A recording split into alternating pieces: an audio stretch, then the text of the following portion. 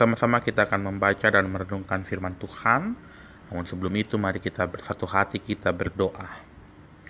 Ya Tuhan, ialah kami dalam ibadah kami saat ini, bersama-sama kami hendak membaca, mendengar dan merenungkan firman Tuhan. Biarlah Engkau yang menuntun kami untuk dapat mengerti, memahami firman-Mu dan melakukannya dalam kehidupan kami. Curahkanlah Roh-Mu yang kudus ke dalam hati dan pikiran kami. Dan biarlah Engkau boleh berkata-kata melalui hamba-Mu yang akan menyampaikan firman-Mu. Ini doa kami ya Tuhan, permohonan kami yang kami alaskan hanya dalam satu nama Tuhan kami, Yesus Kristus, Sang Firman yang hidup. Amin. Pembacaan kita terambil dari Injil Yohanes pasal 18 ayat 33 sampai yang ke-37. Demikian firman Tuhan. Maka kembalilah Pilatus ke dalam gedung pengadilan, lalu memanggil Yesus dan bertanya kepadanya, "Engkau inikah raja orang Yahudi?" Jawab Yesus, "Apakah engkau katakan hal itu dari hatimu sendiri, atau adakah orang lain yang mengatakannya kepadamu tentang aku?" Kata Pilatus, "Apakah aku seorang Yahudi? Bangsamu sendiri dan imam-imam kepala yang telah menyerahkan engkau kepadaku. Apa yang telah kau perbuat?" Jawab Yesus, "Kerajaanku bukan dari dunia ini. Jika kerajaanku dari dunia ini, pasti hamba-hambaku telah melawan, supaya aku jangan diserahkan kepada orang Yahudi. Akan tetapi kerajaanku bukan dari sini." Maka kata Pilatus kepadanya, "Jadi engkau adalah raja?" Jawab Yesus, "Engkau mengatakan bahwa aku adalah raja. Untuk itulah aku lahir dan untuk itulah aku datang ke dalam dunia ini, supaya aku memberi kesaksian tentang kebenaran. Setiap orang yang berasal dari kebenaran mendengarkan suaraku." Ibu bapak, saudara-saudara yang terkasih dalam Tuhan Yesus, Shalom. Hari ini kita kembali dalam kebaktian rumah tangga, di mana kita bersama-sama akan merenungkan firman Tuhan dari Yohanes pasal 18 ayat 33 sampai 37 yang berkisah tentang Pontius Pilatus, di mana ia adalah seorang pemimpin yang saat itu ditaruh oleh Romawi untuk bisa mengatur kehidupan bangsa Israel yang berada di bawah kekuasaan Romawi saat itu. Bapak Ibu saudara-saudara yang terkasih, kita mau berkaca dari Pontius Pilatus, seorang pemimpin yang juga dia ada di tengah-tengah masyarakat Yahudi Israel yang juga memiliki pemimpin-pemimpin agama, pemimpin-pemimpin masyarakat. Pilatus saat itu sebagai seorang pemimpin tidak mau membuat sebuah keputusan saat Kristus dibawa untuk diadili, melainkan Pilatus justru mengembalikan apa yang menjadi tugasnya kepada orang-orang yang dianggap sebagai pemimpin-pemimpin di tengah-tengah masyarakat saat itu. Pilatus juga sejatinya sebagai seorang pemimpin menanyakan terkait gugatan, tuduhan yang orang-orang sampaikan mengenai Kristus. Ia bertanya tentang apakah Kristus adalah raja orang Yahudi. Dan disitulah Tuhan Yesus menjawab pertanyaan-pertanyaan Pilatus. Sebagai seorang pemimpin, Pilatus takut untuk mengambil sebuah keputusan. Pilatus enggan untuk mengambil keputusan yang benar dan adil. Oleh sebab itu Pilatus pada akhirnya menyerahkan Kristus ke tengah-tengah masyarakat yang sudah diprovokasi, dan di sanalah ketidakadilan muncul. Di sanalah justru Tuhan Yesus yang tidak bersalah, ia menjadi orang yang mendapatkan ketidakadilan. Ibu bapak saudara-saudara yang terkasih dalam Tuhan Yesus Kristus, di KRT ini kita sama-sama mau diajak untuk merenungkan bahwa ketika kita dipercaya menjadi seorang pemimpin, maka kita perlu untuk menegakkan keadilan dan kebenaran. Pasti ada resiko, pasti ada banyak tantangan yang muncul sebagai seorang pemimpin. Tetapi itulah yang menjadi tugas tanggung jawab. Berbagai keputusan pasti ada pro dan kontra. Tetapi bagaimana kita secara bijak mau untuk menyampaikan hal yang benar dan hal yang adil. Kita bersama-sama di minggu yang lalu memasuki Minggu Kristus Raja. Kita melihat sosok Kristus yang adalah sosok Raja yang adil dan benar. Maka sebagai umatnya kita diajak pun untuk melakukan keadilan dan kebenaran di tengah-tengah kehidupan kita. Pun kita memasuki kampanye 16 hari tanpa kekerasan terhadap perempuan, di mana keadilan gender itu menjadi penting saat ini. Dan sebagai seorang pribadi kita diajak untuk bertindak adil, tidak membeda-bedakan, bahkan tidak menyengsarakan satu kelompok atau satu gender tertentu. Kita belajar dari Pilatus. Ketika kita tidak berbuat adil dan benar, maka ada korban di dalamnya. Ketika kita tidak bersuara menyatakan keadilan dan kebenaran, ada orang-orang, ada oknum, ada kelompok yang ternyata menjadi korban. Maka ketika kita punya kesempatan untuk menyatakan kebenaran dan keadilan, nyatakanlah itu. Mungkin tidak semua dari kita punya kesempatan menjadi seorang pemimpin, tetapi minimal kita ada di tengah-tengah masyarakat.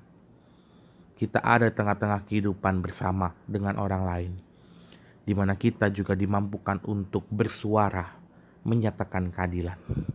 Kalau tahu pemimpin kita tidak adil, kalau tahu pemimpin kita tidak benar, maka sampaikanlah tentang kebenaran dan keadilan itu kepadanya. Dengan cara-cara yang baik, dengan cara-cara yang benar.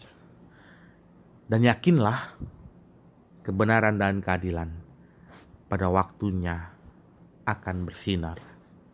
Yakinlah bahwa Kristus, Raja yang benar dan adil itu pun akan memimpin kita, umatnya, dalam menyatakan kebenaran dan keadilan di tengah-tengah kehidupan kita. Selamat menjalani hidup dengan terus memperjuangkan nilai-nilai keadilan dan kebenaran.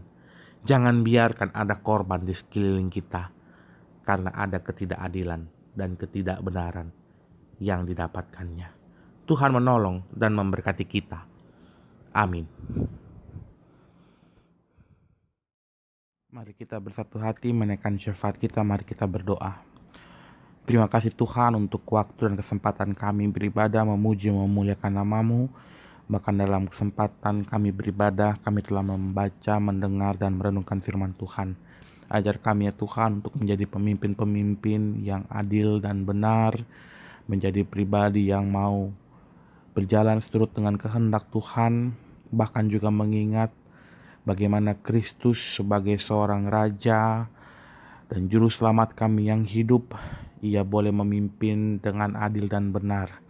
Seraya itu mampukan kami ya Tuhan untuk dapat menolong mereka yang ada dalam ketidakadilan dan juga mengalami penindasan. Ya Tuhan, yalah kami dalam ibadah kami saat ini bersama-sama kami hendak berdoa bagi saudara-saudara kami yang dalam keadaan sakit dan dalam masa pemulihan. Kami berdoa bagi Bapak Setiawira Dana Mondong, Bapak Parsarawan Huta Barat, Ibu Sri Subaktini Centeng, Ibu Emilia Lampung, dan saudara-saudara kami yang lain yang dalam keadaan sakit dan pemulihan, Tuhan menopang mereka. Obat makanan minuman, Tuhan berkati agar itu boleh menjadi pemulihan bagi saudara-saudara kami. Tindakan medis dan juga perawatan keluarga, kiranya itu juga boleh membantu pemulihan bagi saudara-saudara kami. Kami menyerahkan semuanya itu hanya ke dalam tangan pengasihan Tuhan. Kami berdoa juga bagi para orang tua kami yang sudah memasuki usia lanjut dan mengalami kelemahan fisik. Secara khusus bagi Bapak Milaganiman dan Ibu Waginem, Tuhan memberkati, menyertai mereka, memberikan kekuatan, sukacita, damai, sejahtera melalui kehadiran anak cucu menantu. Dan biarlah kasih Tuhan yang memelihara kehidupan para orang tua kami ini. Kami berdoa ya Tuhan, bagi saudara-saudara kami yang dalam pekan ini mengalami pertambahan usia, secara khusus bagi saudara Erik Huta Barat dan saudara Andreas Bahane Papung, Tuhan kiranya menambahkan hikmat, kebijaksanaan, sukacita, damai, sejahtera dalam kehidupan mereka, sehingga dalam pertambahan usia mereka boleh senantiasa bersyukur hanya kepada Tuhan atas pemeliharaan yang Tuhan berikan dalam kehidupan mereka. Kami menyerahkan kehidupan mereka hanya ke dalam tangan pengasihan-Mu. Kami berdoa ya Tuhan untuk setiap kami yang sudah boleh beribadah, memuji, memuliakan nama Tuhan. Biarlah damai sejahtera Tuhan melingkupi setiap kami. Dalam setiap kehidupan kami masing-masing, Tuhan memberkati pekerjaan yang kami lakukan, usaha yang kami upayakan. Tuhan berkati agar kami boleh merasakan berkat yang datang dari Tuhan. Kami berdoa bagi keluarga kami, cinta kasih Tuhan yang melingkupi kehidupan keluarga kami. Kami berdoa ya Tuhan, bagi anak-anak kami dalam tumbuh kembang mereka, Tuhan yang juga akan menjaga, menyertai, bahkan memberikan kepintaran, ketekunan bagi anak-anak kami dalam masa studi mereka.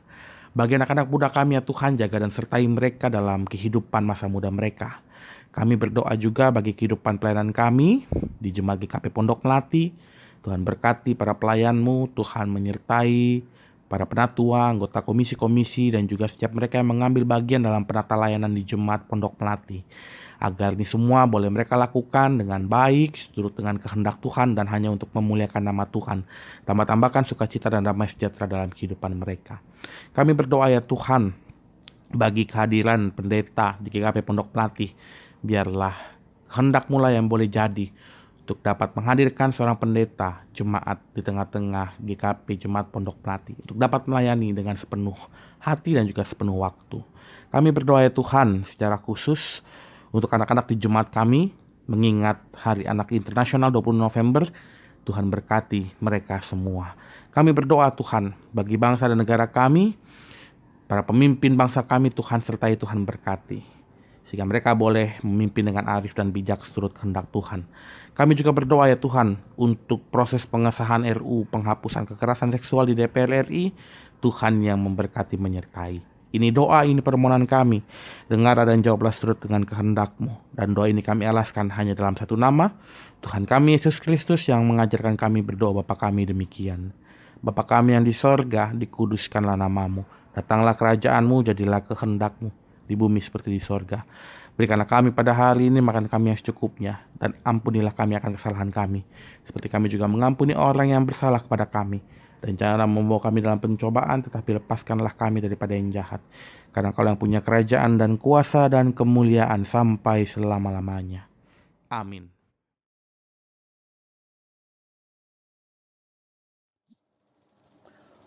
Bapak, Ibu, Saudara terkasih, marilah kita memberikan persembahan dengan mengingat firman Tuhan yang terambil dari 2 Korintus 9 ayat 6b sampai yang ke-8 yang berbunyi demikian. Orang yang menabur sedikit akan menuai sedikit juga, dan orang yang menabur banyak akan menuai banyak juga. Hendaklah masing-masing memberikan menurut kerelaan hatinya, jangan dengan sedih hati atau karena paksaan, sebab Allah mengasihi orang yang memberi dengan sukacita. Dan Allah sanggup melimpahkan segala kasih karunia kepada kamu, supaya kamu senantiasa berkecukupan di dalam segala sesuatu dan malah berkelebihan di dalam berbagai kebajikan. Persembahan akan diiringi nyanyian pujian jemaat.